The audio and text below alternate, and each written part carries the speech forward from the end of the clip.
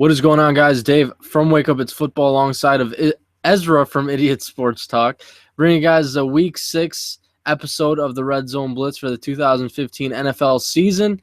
And it seems like we're getting into a pattern here. Some of the same teams still on top, but I think one of those teams is starting to distinguish itself. But before we get into all that, Ezra, how's it going, man? Doing pretty good. For some reason, I'm going to give you this random, worthless fact. I just read Japan next month will open up a Pokemon gym. Amazing. Wow. I don't know. I'm not a big Pokemon guy, but just in case you Poke fans are out there. How does that work? It's for the kids, man. It's for the kids. I'm teaching them how to communicate. I think they're going to have a Squirtle class and stuff like that. They're going to have different programs for the kids, but for whatever reason, I clicked that link and read about Japan's opening up a Pokemon. Why not? Why not? What? Of course not. It's still huge. It's still pretty huge. People love when the games come out for, I guess, the Game Boy and stuff like that, even though I was never a big Game Boy guy. Were you any of those handheld systems? You was? Yeah, I was. Yeah. Yeah, I was. I grew up with the Game Boy Color is what I grew up with. Was it was it Sega Genesis? Was it Sega Gear? I forgot what it was called. Their handheld one. I can't believe I forgot the name of it. Oh, well, it doesn't matter now. Let's dive right into things here because we might have an early candidate for the MVP award because Super Hippo 95 was here before we were. He's already down in the FanDuel comment box asking us all kinds of questions. I said this last week. This guy's here every single week. Super Hippo is the man. When we say we're here 9 o'clock, he's here at 8:45. Right. If we ever get big enough and we need an assistant, I'm telling you, we got to get Super Hippo. That man is he's punctual. The man is on point. He's got questions. He's ready to rock and roll. And he's got, for some reason, he's exposing his rock hard 6-pack all over his YouTube avatar. But whatever. We can work out with him too. Do you got a 6-pack? Huh, Dave? I'm not gonna disclose. I got a keg. There you go, right? That's what I got. Plain and simple. Since I got the new job, I've noticed a little bit of and you got a girlfriend too. So when you got a girlfriend and you're working, the weight increases. Everything starts to get a little softer. Oh man, I know the pain. Although I must admit, this last Sunday I had a pretty good game of football that I played. A couple games of football, so I still got it. Got a couple first downs? Couple. Oh, you dominated. That's what you want to say. Oh, okay. Oh, okay. Trying to be modest before that. Couple. What are you talking about? No, I did a little bit of throwing, a little bit of catching. I did a little bit of everything. I had everything except a sack. I had a fumble recovery. I had an interception on the defensive side of the ball. I stopped a 2-point conversion. On the offensive side of the ball, threw for a touchdown, ran for a touchdown, caught a touchdown. So, I did a little bit of everything. Everything. Okay, my bad. Yeah. I apologize. It was good. It was a good Sunday. Good for you. I don't know. I didn't play any football. I just watched football. I haven't played football in a long time, and the only position I can probably play now is linebacker, and that's about it. Linebacker. That's about it. I tell you, you ain't passing me though. You don't come to my side of the field. Those 3 yards within that circle, I'm the most deadliest man alive. You're getting those 3 yards. I don't have much speed, but those 3 yards, don't come in my zone. You're on my property, and I am allowed to use force. I'm telling you right now. Don't come to my side, David. Well, you want to talk about lines and barriers. All right, let's talk about this line and barrier. Let's talk about the Golden Tate catch as ruled as a touchdown. Catch or no catch. We don't know what was catch or no catch, right? You talk about that line, that barrier. Bears Lions in Detroit last Sunday. Golden Tate catches the ball on a slant, I believe it was. It's hard to explain because he catches the ball. He's still, I think, hasn't even maybe planted his second foot down, and the ball comes loose. as he's crossing the goal line. If he maintained the catch, if he had the possession of the ball, I think it would be ruled as a touchdown. But it happened so fast that I don't know if he even had enough time to have maintained that possession. Ball comes loose, still in the air. Ball gets caught by Bears defender. To me, it was an interception. This is the second time Golden Tate has had some fluky, weird play happen in the end zone, and he gets the touchdown called in his favor. Personally, I don't like him. Yeah, I don't like Golden Tate. I don't think anybody, would have guessed that you do like him. Okay, David. I think by your facial expression and your tone, it was very relevant. I can't even pronounce the word right now, but you can see it. I can see the emotion in your eyes, bro. They just, because I watched that play live as it happened, and he just has this cockiness to him where the ball gets picked off by the Bears defender, and he just turns his back to everybody and puts his hands up in the air and just walks off the field like that was a touchdown. It's like wide receiver isn't cocky. There are some that aren't. And there are some that aren't. Those are the ones that are the third and fourth stringers, okay? Those are the Marcus Wheatons of the world, okay? That's what it is.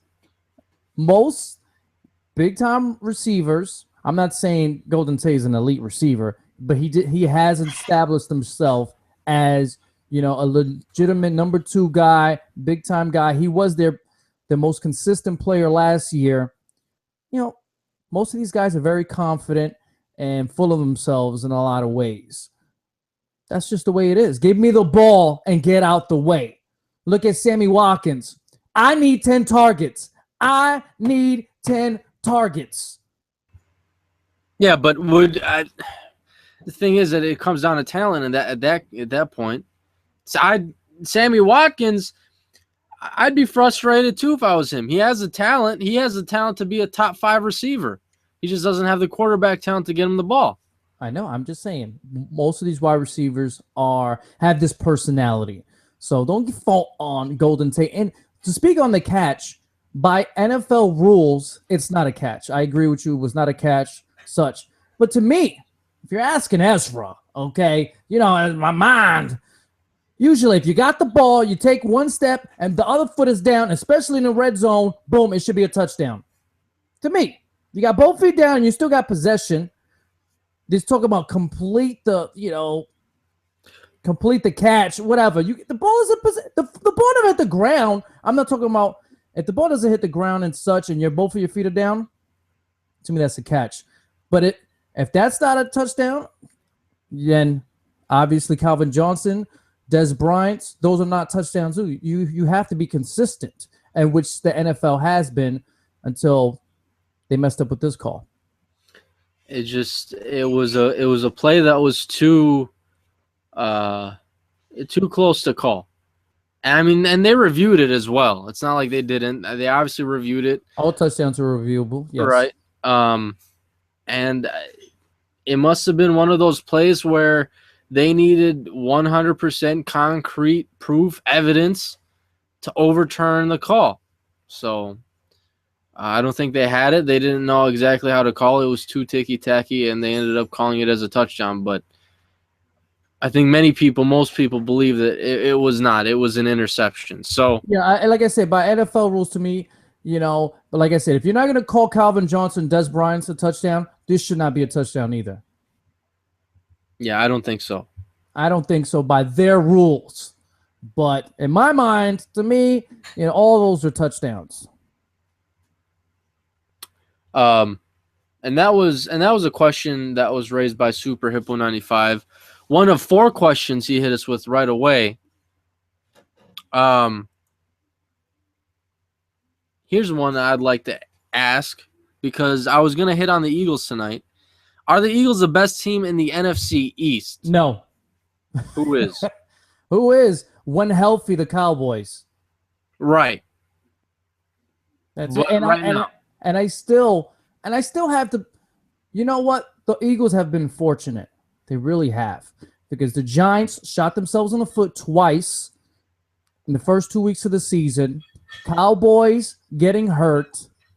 Okay, I mean, specifically Tony Romo being out has helped the Eagles big time. And the Eagles still haven't looked that crisp. To be honest, I think me, you, everybody that watched that Monday night game was the loser because that was a pathetic. I usually don't get on teams, but I gave up at the beginning of the or mid-third quarter because that game was so sloppy, so disgusting. It was a waste of my time. I gave up. I didn't even bother to finish that game because it seemed like nobody wanted to play football. Nobody wanted to win that game. It was interceptions, turnovers, plays called, penalties everywhere. It was just sloppy. It was very nasty to look at, okay? I know Halloween is approaching. I know this is the month to watch horror movies, but I don't need it on Monday Night Football, okay? I don't need to see that goriness. That was just nasty out there. I didn't like it at all. But the Eagles, to my point is, the Eagles were not impressive at all. And this is the game that the Giants, emphatically lost this year. This is their first game that they really, did not look good at all. And losing those first 2 weeks, shooting themselves in the foot, has come back and bit them right now because they could have been in control of this division while the Cowboys are down and the Eagles were struggling. And now they're in this position where they're in second place. And unfortunately, the Giants have always been a team who started out slow. Start out 0-2, 1-3, whatever. And then as the season progresses, that's when they get hot. For whatever reason, that's just how that team is built. So I'm not worried if I'm a Giants fan, I'm not too worried. But that was a game where they came out and pretty much laid a big giant egg. Are the Eagles the best team in the East? I mean, right now they're first in the NFC East. Yeah, so technically speaking, they are. Technically speaking, but I'm so Big Tune is my boy. Okay, I am a big component. If I had to pick someone to be my mentor when it comes to NFL, it is Bill Parcells, and he has said this plenty of times in the Red Zone Blitz before. You are what your record says, okay? Right now they're in first place. So, yeah, you can call them the best team in the East. But in my eyes, by the eye test, I don't think so. Like I said, the Giants did it to themselves. Cowboys getting hurt. The Eagles are fortunate enough to, at this point in the season, they're very fortunate the way they have played. Have they gotten better over the last couple weeks? Yes, but they still don't look very good. They still don't look like the team people envisioned. Their defense has been solid so far, but that offense is still not there yet. They made plenty of mistakes this past Monday. The Giants didn't take advantage of it. Now, the Cowboys are 2-3 in this division right now, but their 2 wins come against their divisional opponents, their division rivals, one in the Giants. And I don't know who the Cowboys' second one was against. Was it the Skins or the Eagles? I have to check on that. But the point is, once it was the Giants week 1, Eagles week 2, they won. And since then, they've lost to the Falcons, Saints, and Patriots. Now, the Cowboys are a team, Des Bryant is a player who potentially, I think right now is listed, probably is going to be doubtful for this weekend. But he's on the brink of coming back from this foot surgery. Tony Romo, give him a couple more weeks, he's going to be back. If this team can manage to win 1 or 2 more games to kind of just stay afloat, kind of somewhere near the 500 mark, they are going to win this division with a 9-7 record, maybe 10-6, because like you just mentioned, this team, in my opinion, is the best team in this division by far. They have the talent on the offense. They've added a lot of key pieces on defense, especially in the pass rushing department. So when you piece all of these things together, right now I like the Cowboys. Even though their record does not necessarily reflect it as of right now, I'm going to say no to the question that we just asked. The Eagles are not the best team. It's health that's holding the Cowboys back. That's it, plain and simple. They're missing their 2 best players on the team, and that's why it's translated to 3 straight losses. And, even in those 3 straight losses, it's not like they've been getting killed. They looked very good, especially the defense versus the Patriots. They've been playing close games. They just haven't been able to close it out because they need someone in the name of Tony Romo to put points on the board and keep teams honest? Now here's a head scratcher, because as I was going through some links on ESPN, I go to the power rankings, and I believe we got this down in the FanDuel comment box from Mr. Pearl 420. How are the Cardinals still ranked higher than the Bengals in the ESPN power rankings? And I actually want to ask that same question, because right now the Cardinals are ranked 4th with a 4-2 record behind all 3 undefeated teams, being the Broncos, Packers, and Patriots. And then you have the Bengals at 6-0 at 5, Panthers at 5-0 at 6, Falcons at 5-1 at 7. But then they stick a 2-loss team like the Cardinals in the top 5. That doesn't make too much sense to me. Well, you know what? To be honest, power rankings are just virtually worthless. It's just a conversation piece for us fans. That's what it really was created for. Okay, power rankings really mean nothing in the scheme of things. It really doesn't mean anything. All it does is, maybe increase expectations for certain teams. Power rankings does nothing for me personally. I just think it's a conversation piece for us to, have fun with, argue about. It's nothing in the grand scheme is going to add nothing to the playoffs. Doesn't mean you have to prove it out there in the playoffs. Plain and simple. What was the ranking of the Patriots after 4 weeks last year? Who knows? I don't know. The bottom half of the league. They must have been 15 and below, right? Everybody counted out the Patriots last year. Who ended up being the champs? We already know. Okay, so, but to answer the question, yeah, it's stupid. The Bengals are undefeated. The Cardinals got 2 losses. They haven't beat a legit, playoff team just yet. A lot of people are doubting them, but for whatever reason, the Cardinals are ahead. I still like the Cardinals a lot, but if I was doing my power ranking, no, I would not put them above the Bengals. And Mr. Pearl, he asked me a question on Twitter.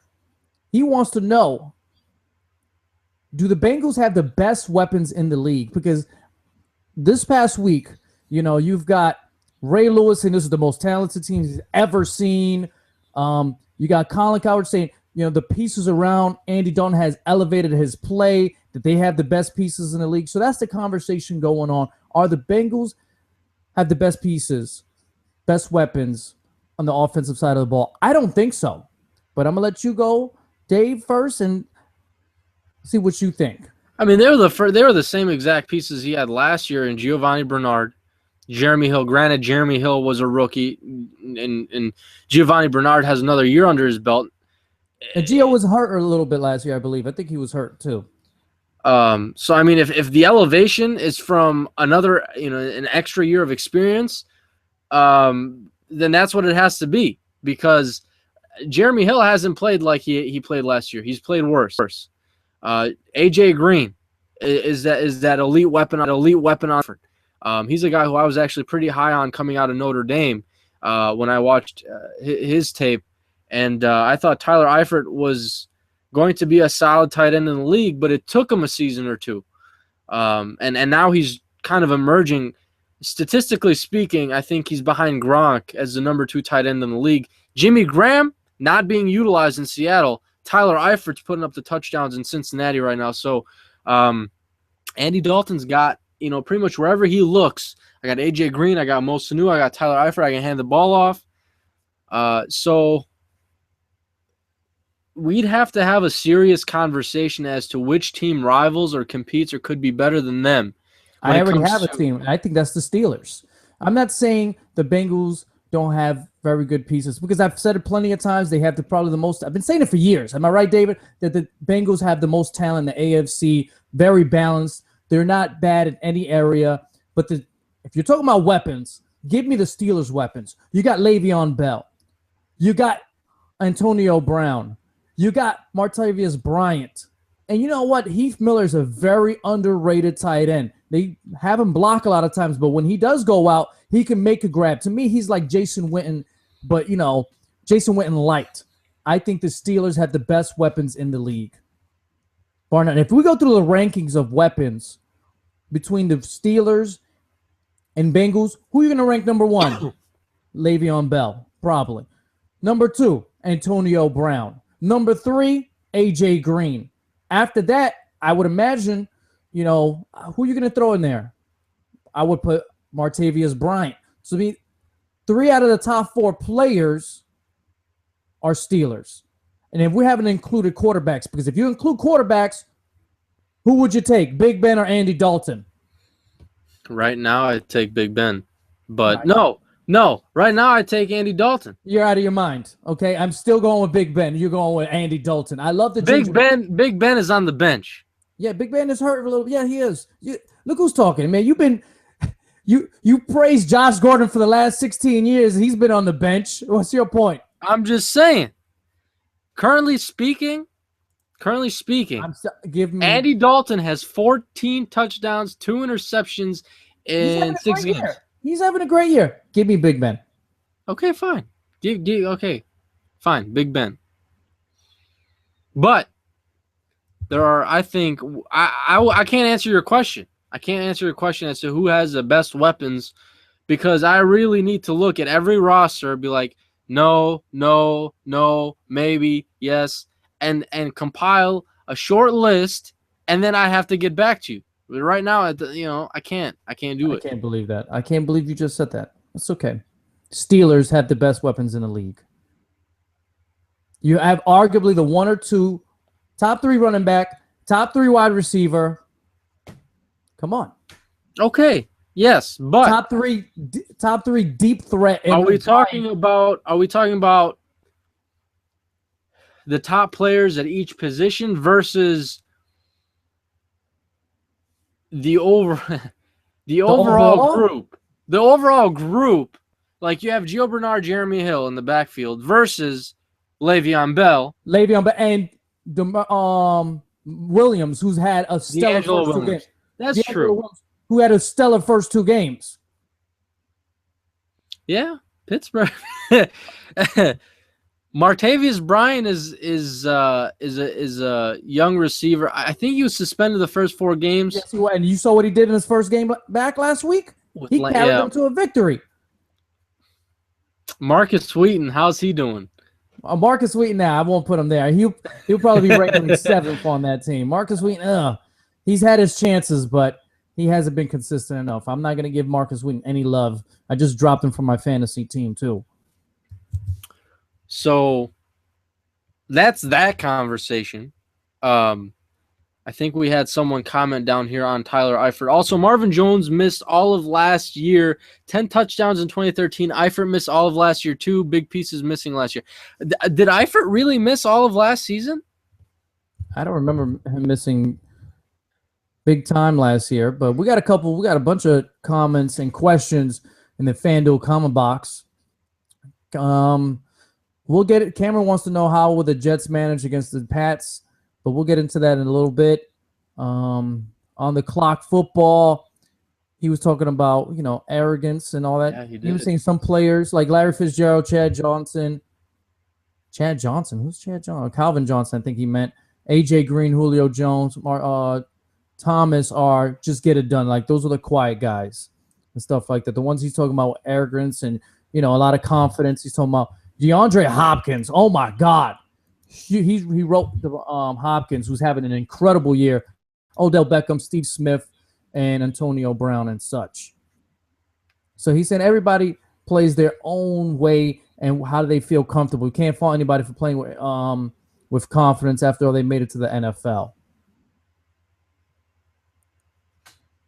I'm reading the comment right now. Yeah. One guy that comes to mind is Hines Ward, because Hines Ward, he wasn't, I don't think, very much of a talker. He was a laugher. He giggled. He would catch the ball. He would be laughing. Man, and he used to talk a lot of smack too, and he used to lay you out.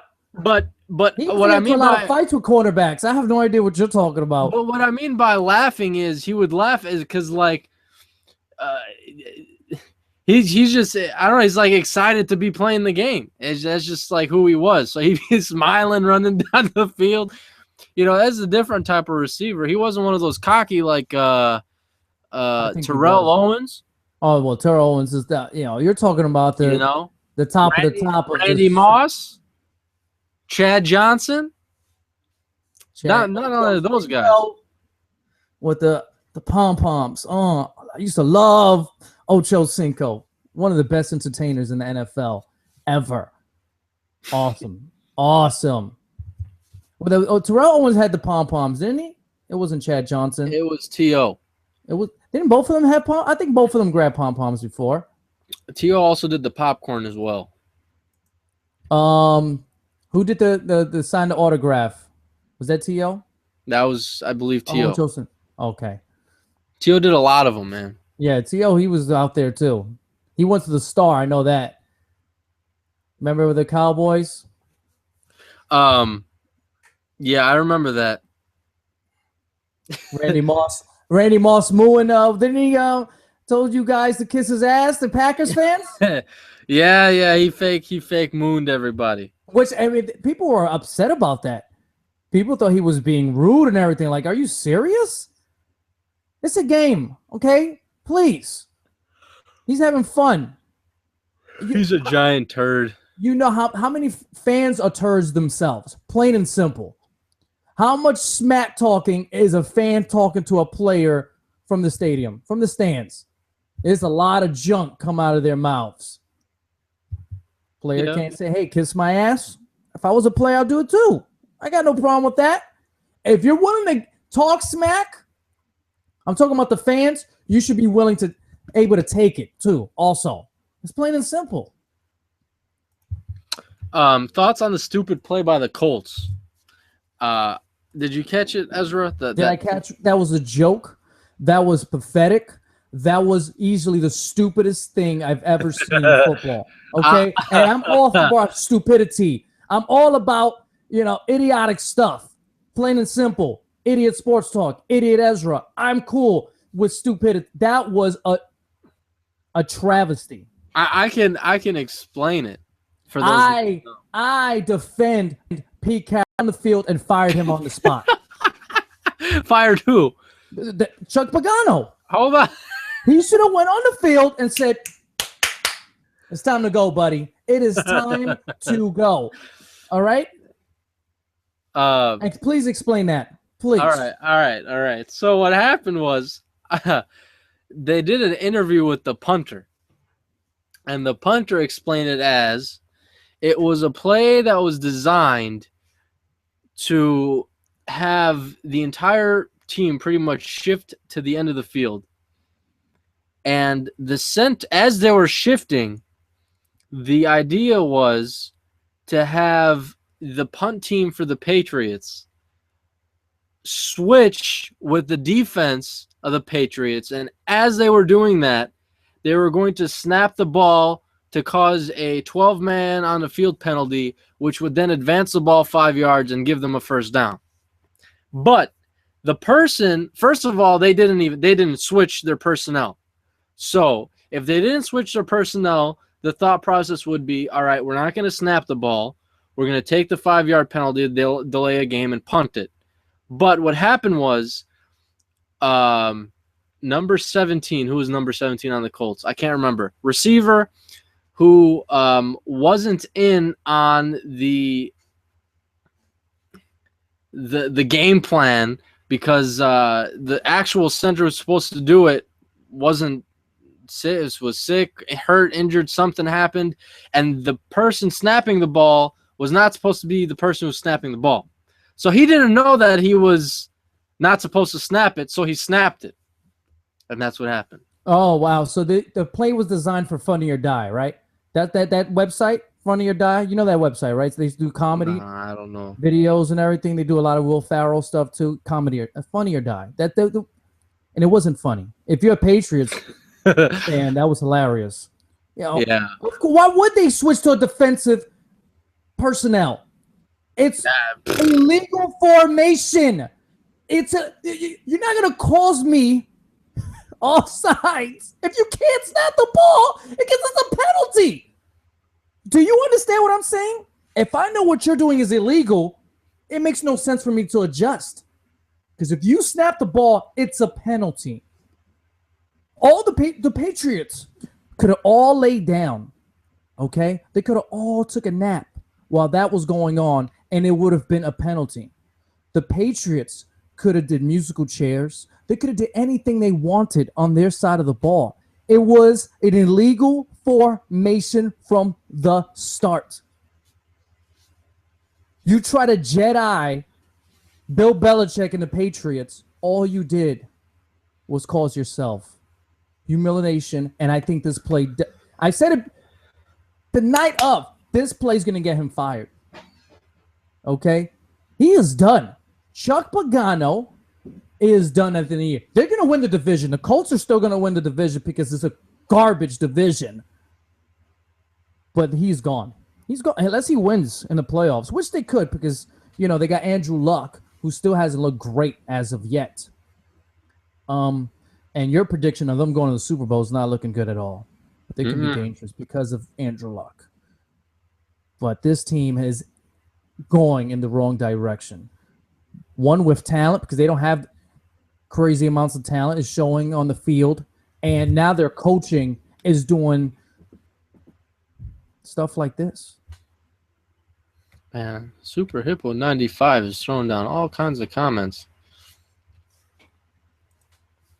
I'm trying to. They could have went on Instagram like I am. Yeah, right now. no, I mean, it would have been awful. I don't know if, technically speaking, if it was a legal formation, not only because I think you have to have a certain amount of guys on the line of scrimmage, and if they met that requirement, maybe it wasn't an illegal formation. The point was they tried to get them to switch people in and out, snap the ball, and get a penalty, which didn't happen.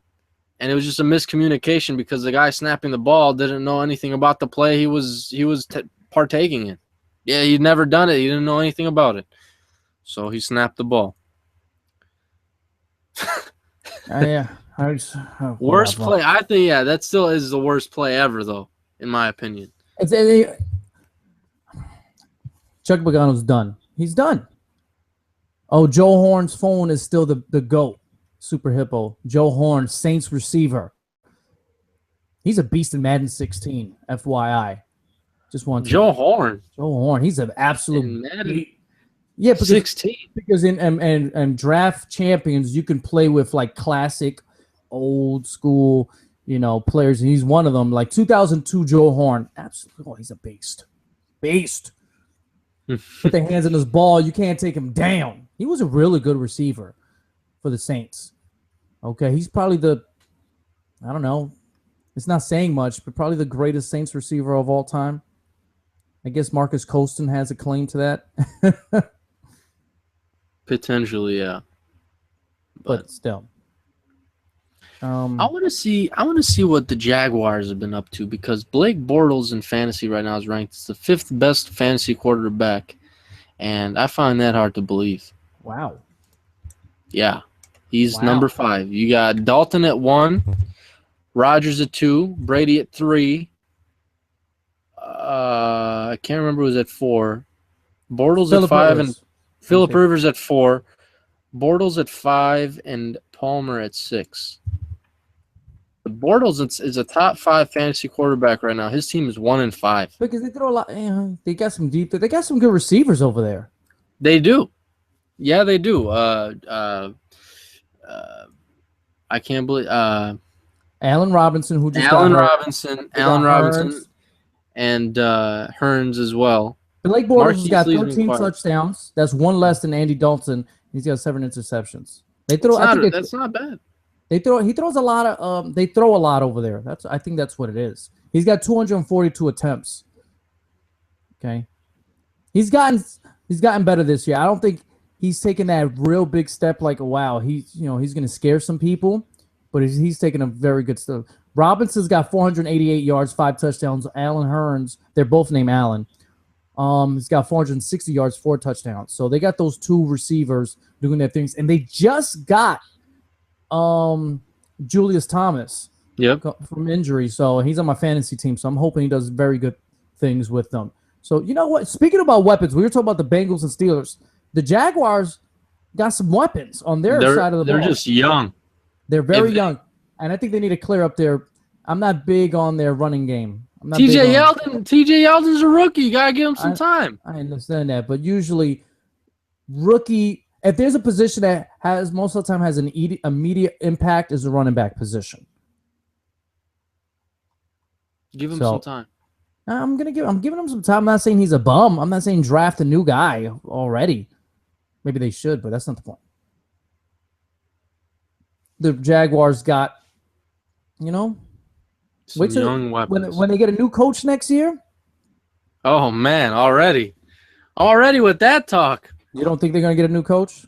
They just hired a guy. What do you mean they just hired a guy? Wasn't he been with them for the last 3-4 years? No. 3 years. What's his name? Isn't this Gus Bradley? Gus Bradley. He's been there for what? 2 seasons? Man, he's gone, man. Come on, man. Gus Bradley has been the head coach since 2013. Yeah. And guess what? I just Googled his name. US Today says NFL hot seat. Oh, for coaches. They got Gus Bradley number 1. Coaches at number. Look at this list on USA. Coaches on the hot seat. They have Gus Bradley number 1. Guess who's number 2? Wow. It's not Chip Kelly. No, I can't believe this one is number 2. Andy Reid. They have Andy Reid at number 2. Well, that team is in the toilet right now. Well, I understand that. Andy Reid's number 2. Jim Caldwell's number 3. Mm-hmm. Chuck Pagano's number 4. Jay Gruden's number 5. Ken Wisenhunt is number 6. All the losing teams. Yes, and they only have 7. And Lovie Smith is number 7. All of the losing teams. Well, usually, yeah. Well, no, the Colts are a losing team, right? They're over 500, or are they 500? No. They aren't even. I don't even. They're 3-3. They're 3-3. They're 3-3.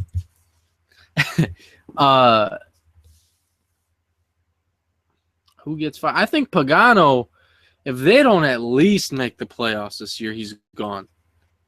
If they lose, if they're 1 and done, or they're first week and done, they're gone. Jay Gruden just got hired on. I don't see him going anywhere after this year. And you know what? The Redskins have been competitive this year. They're not winning games left and right, but they have been competitive. Right.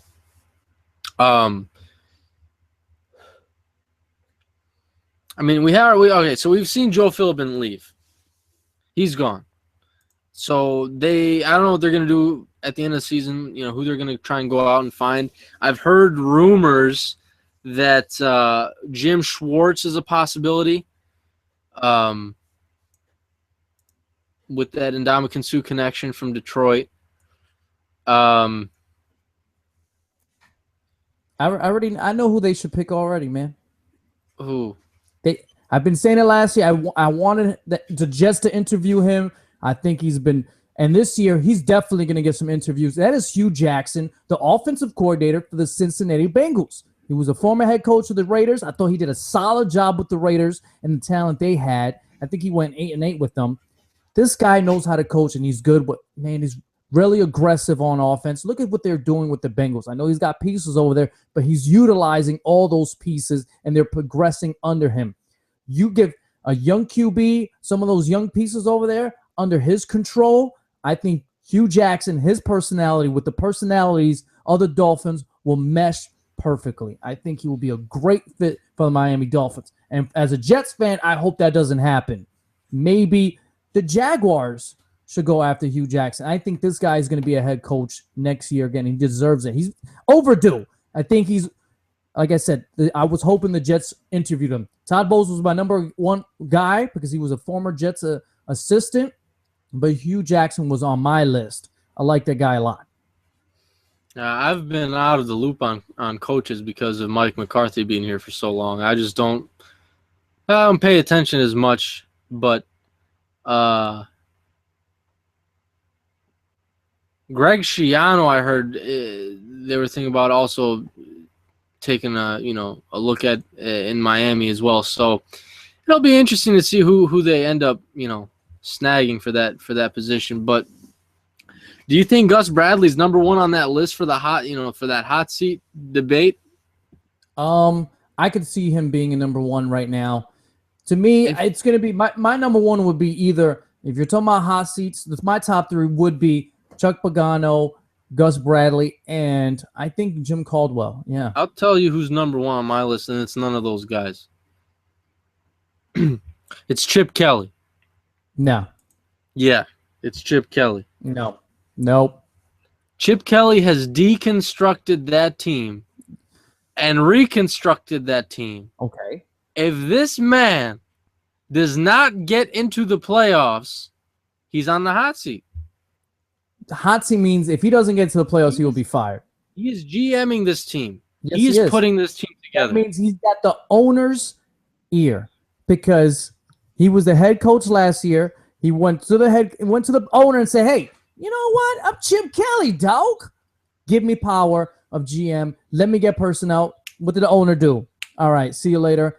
He built everything. He gave Chip Kelly the chips, okay, to the game. So that's fine. But what happens if he gets the keys to the car and he ends up running it into a ditch? That means he hasn't totaled it yet. Okay? He's still driving. Okay, all right. Right now, they're in the driver's seat. Am I right or wrong? Who's in first place, like you said?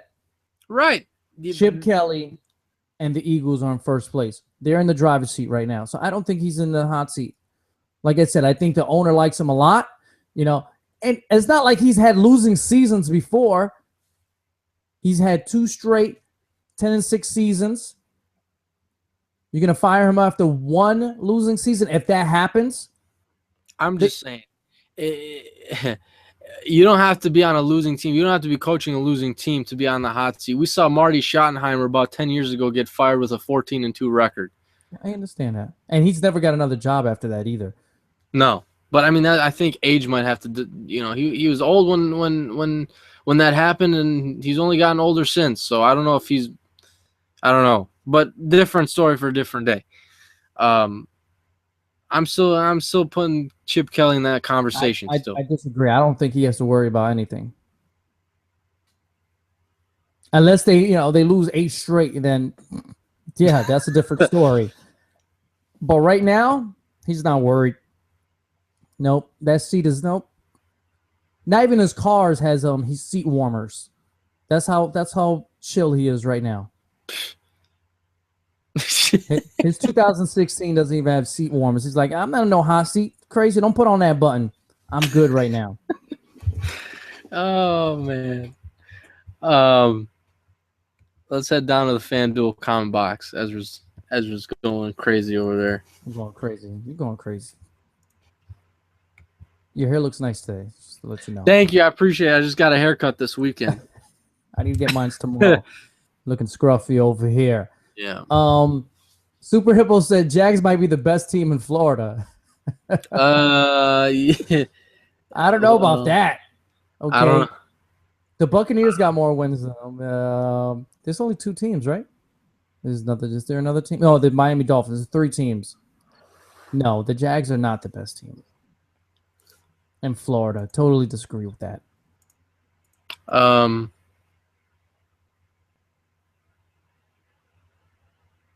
What about if the Eagles don't make the playoffs? Do you see Chip Kelly leaving? Not getting fired, but leaving for a college team? Nope. All right, next question. I think he has that mindset. He has that mentality that he's going to prove to everybody that he is a smart guy and he's not a quitter, and he wants to prove everyone that, you know what, I can get this done. I think he's stubborn in that way. And I think he probably likes to, and it seems like he enjoys the NFL more than college. Okay, let's see. I didn't watch him when he was in college, no. So here's a non-football question. Mr. Pearl says, speaking of Jedi, how about the Star Wars trailer that debuted during the Monday Night Football game? For as long as I've lived, I've seen bits and pieces of the episode 4, bits and pieces of episode 1, and I've seen the 3rd one. So for me, I've always been interested, but I've never seen them all. And it prompted me to ask around and see who has all of the movies. I found a good buddy of mine who does. He's going to let me borrow them so I can watch all 6 before the 7th one comes out. So I can catch up, so to speak. I thought it was interesting. It made me ask a question. Okay. And I don't know who this villain, what the villain's name is, if he already has a name or not. But when he stands over Darth Vader's mask, he says, "I'm going to finish what you started." Is it Luke Skywalker? That would be pretty predictable and pretty corny. I hope that's not it. Okay. But then again, hey, you never know. That's his father, right? Right. You know, the dark side's taken over. So we'll see. But we'll see what kind of villain he turns out to be if that is the case.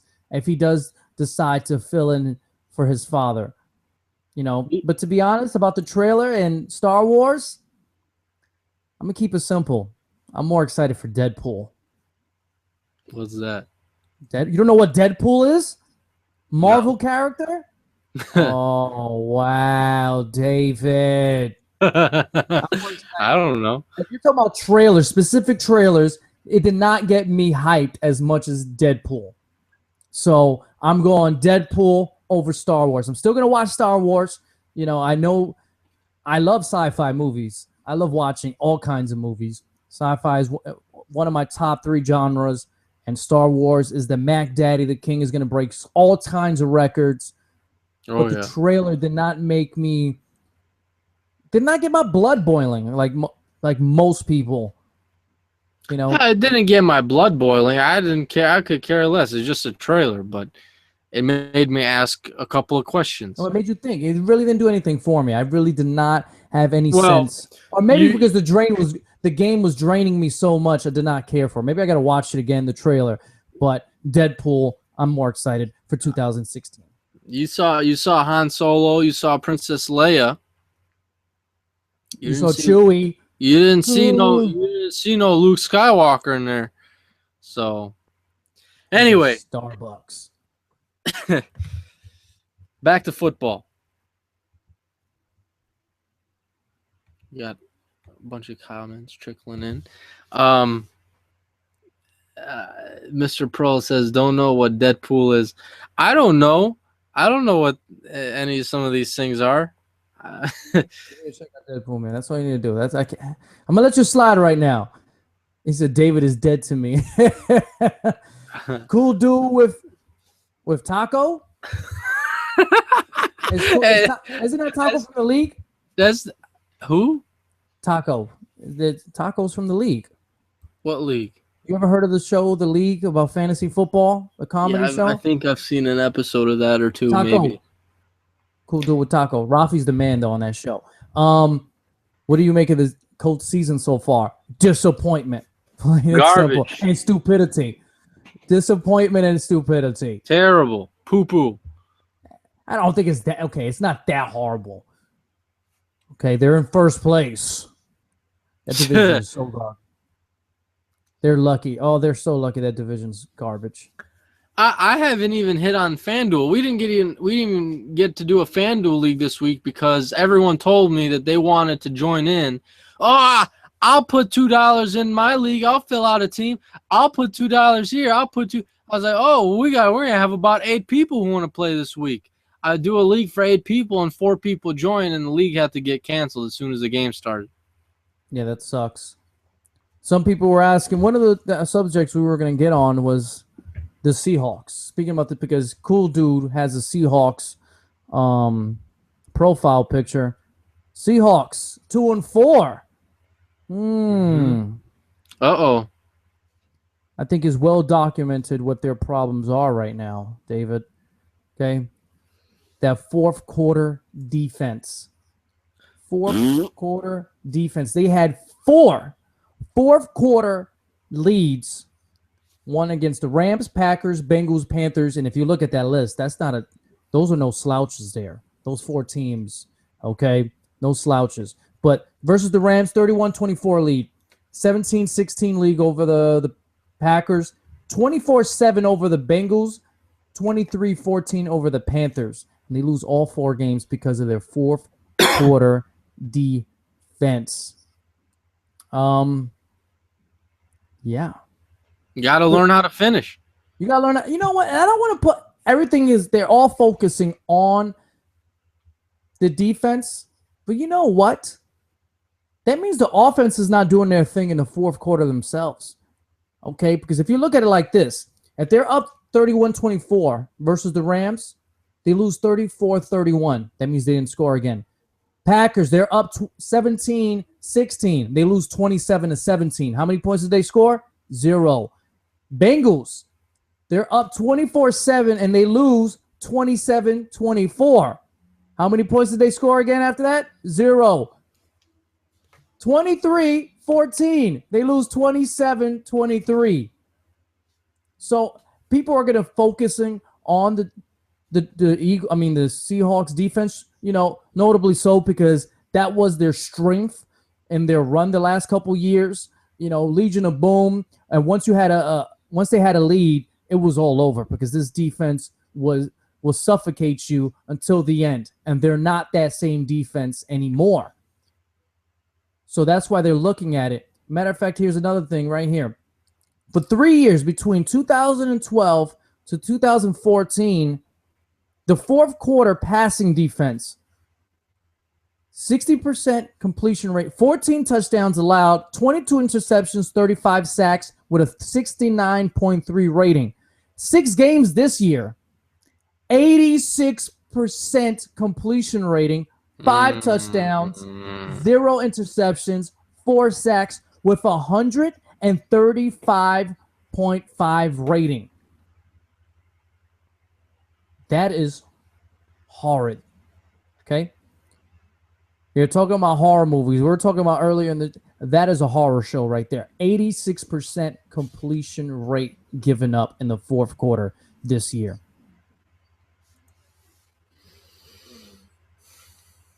I think it's only going to get worse.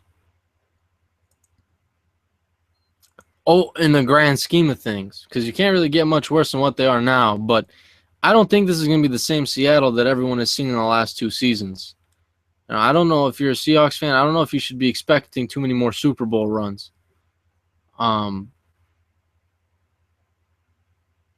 Personally, well,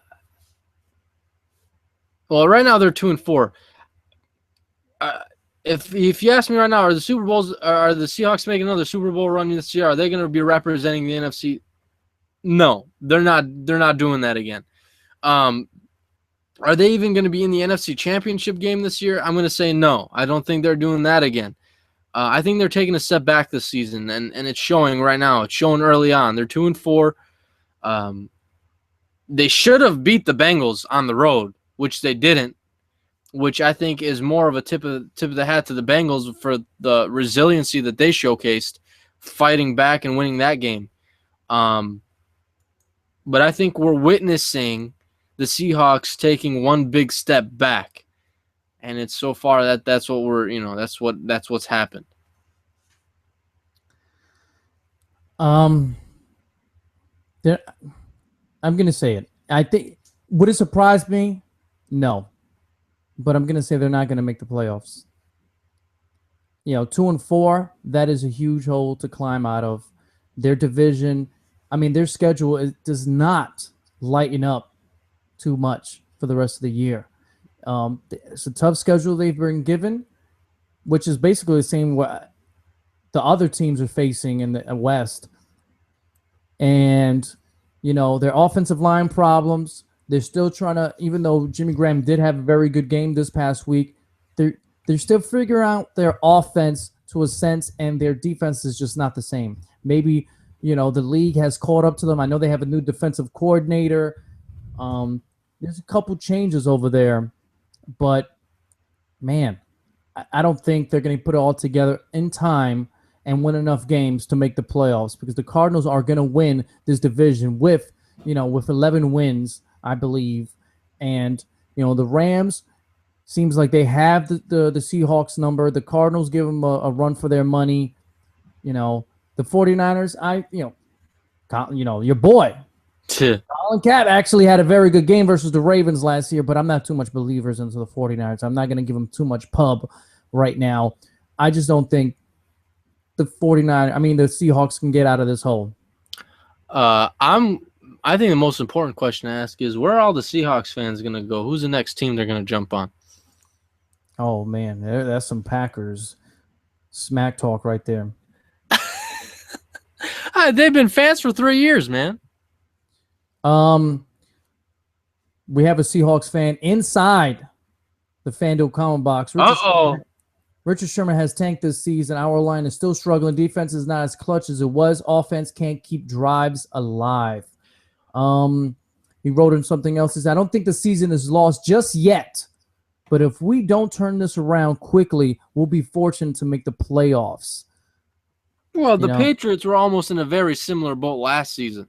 Tom Brady's done. He looks like he's old.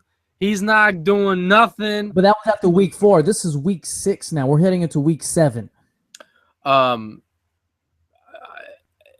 think one of the first questions that comes to my mind right now is, was the Max Unger trade for Jimmy Graham worth it? No. That offensive line looks terrible, especially in the interior. And giving up a first-round pick. And like I said, when that trade happened, that first-round pick was more valuable to them now, because now with signing Russell Wilson, you can't go out and sign guys or re-sign guys like you were able to before, because your quarterback was on a rookie contract, wasn't making much money. Now he's your highest paid player. You added $20+ million to your salary cap. You need those rookie deals to replenish your talent. So you gave up a center who was near, a lot of people thought was a Pro Bowl level guy, and you gave up a rookie, high talented guy. So, it was a big trade. And they're not even utilizing Jimmy correctly. If this Jimmy Graham experiment does not get better and it does not end well, I see him getting traded again, because you're talking about, I was just talking about his salary. You forgot about Jimmy Graham's salary. That's $10 million. So you got $30 million in new salary cap, complications you have to deal with. I think Jimmy Graham will be traded again if this doesn't straighten out. Well, I don't think getting released. I think he's too valuable to be released. No. They'll get something for him if they trade him. But like the commenter said down, I don't know. I'd have to look at the comment box. If they don't win these next 2 games to finish, the first half of the season out at 4-4, it's over. They're not. I don't think they're making the playoffs. I think you can forget it. You can put the kibosh on that one. Seattle Seahawks, you cook them, you put them in the oven, they're done. You eat them for Thanksgiving, and that's it. You wait until next season. Elton John wants to know, better question is, what WTF is wrong with the Ravens? Everything. They got crushed by the 49ers. I think some of it has to do with age, and I think their biggest thing is their lines. I know they lost Terrell Suggs, but I think it has something to do with age and talent when it comes to their offensive, defensive lines. I believe in Aussie Newsom. I think he is the best general manager in football. I think he'll get this straightened out, but I think this team is going to play big-time spoilers towards the middle of the year, towards the late in the year. Yeah, they're not going to make the playoffs. They're 1-5 now. I was shocked they got crushed by the 49ers. They were in every single game until this 49er game, but that has absolutely crushed them the last couple of weeks for not winning these close games. So I don't think they'll make the playoffs, but I think they're going to play big-time spoilers, and they'll retool during the year. They need some more weapons, because Steve Smith already said he's going to retire. They need weapons for Joe Flacco. People love throwing Joe Flacco in that Super Bowl run. He's the man, the Mac Daddy. Guess what? He can't carry teams on his own. Been saying it for years. David. Joe Flacco cannot carry a team. Very good guy. Very good quarterback. But he's not a guy that can carry your team. You need to be balanced. You need to rebuild those lines, and you need to get him some weapons in the offseason. Yeah, well, Brashard Perryman was drafted in the first round. We'll see how that ends up, panning out for them. He hasn't done a whole lot. I think he's been sidelined so hurt, far. Yeah. I think the Ravens, if they end up having a bad season, which so far they have, easy bounce back candidate next year. This is a team that's they're no stranger to they're well coached. They're not a stranger to the playoffs. They're always in the playoffs almost every single season. I think this will be the first time they missed the playoffs in 6 years, something like that. Again, they're going to be a bounce back candidate for next season. Maybe this is just a bump in the road for them. Some of the injuries kind of have taken over, especially with Terrell Suggs. That leadership isn't there out on the field as they're playing. But guys like C.J. Mosley, definitely a second-year player who's showcased a lot of talent. Brandon Williams at nose tackle in the middle, I think, is a solid player as well. And they've kind of retooled at that linebacking position in the last couple of years. So I wouldn't be too worried. But I think this season, if you're a Ravens fan, you can no longer be optimistic. You can just have to kind of it's like you're going to get punched, so you just have to kind of get ready for it and take it type of thing for this season. You're going to have to take it on the chin and move on. So I think, Ezra, I might call it early tonight for the Red Zone Blitz. I know we usually go on for an extra half hour. I'm trying to get the show for an hour and a half, but tonight maybe we'll take one more question and give our MVP and head out. Drew Lee said, it's karma to the Ravens and Colts, the little snitches. I wonder if Drew Lee is a Patriots fan. Are you a Patriots fan? I'm wondering. Who should we... Justin wants to know early favorites for MVP. MVP? Well, that's got to be Andy Dalton. Are you serious? That's your number one MVP right now? Andy Dalton. Wow. What are you going to say, Tom Brady? Well, you could put him up there. Original. You could put Tom Brady up there. I'm not saying Andy Dalton doesn't deserve, a little love. I am not disputing that at all. I'm the man who's been defending Andy Dalton on this show for the last couple of years. But you're not defending him in his career season so far? I am not going to call him my number one MVP. No.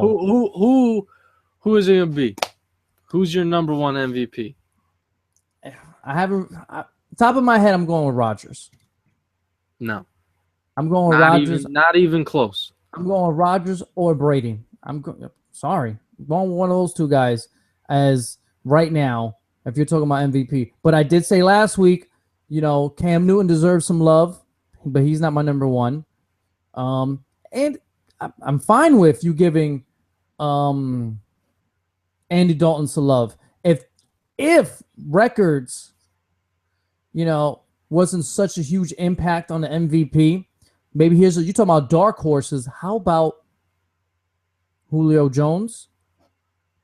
Or this guy's having a monster year, DeAndre Hopkins, which I said earlier in the show. If the Texans were 3-3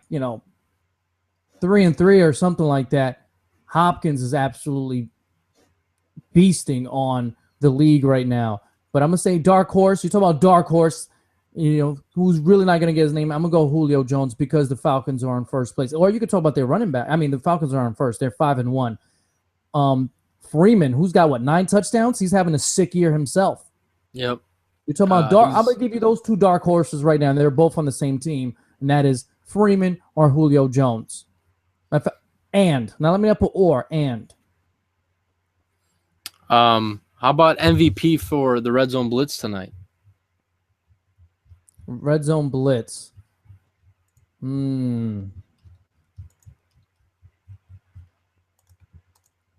This one's easy. This one's easy for you? Yeah. Oh, okay. All right. Well, oh wait, I know. I think I know you're going for. Yeah. Super Hippo. Yeah. It's gotta be. Super Hippo. Well, Mr. Pearl 420 showing up all night as well. El Chingon showing up all night as well. Okay. And you say he's earned your respect back. Who? Mr. Pearl. Earned my respect back. Where did it go? Remember when you because you didn't know Deadpool, you died to him. But you're back now. You're back now because you picked. He's a Bengals fan because you picked Andy Dalton. Rad Guy says Ravens can and will win the Super Bowl. But wait. He's right. He's right. They can and will, but it's not happening in the year 2016. It's not happening. It's not happening this season. Okay? He's right. He just didn't put a year. Okay? Maybe he's talking about Super Bowl 51, 52, 53. He can talk about, but it ain't 50. And the only way they were in 50 is you playing Madden 16 and you got the Ravens. That's the only way they still have a chance. If your Ravens on your PlayStation 4, Xbox One are doing good. Because that ain't happening in real life. You could forget about that. He's throwing up to Joe Flacco. He said, we're still got fire, so stop hating. Still got fire. You guys are on fire, okay? You got lit up. Cap lit that ass on fire, all right? He was lighting you guys up.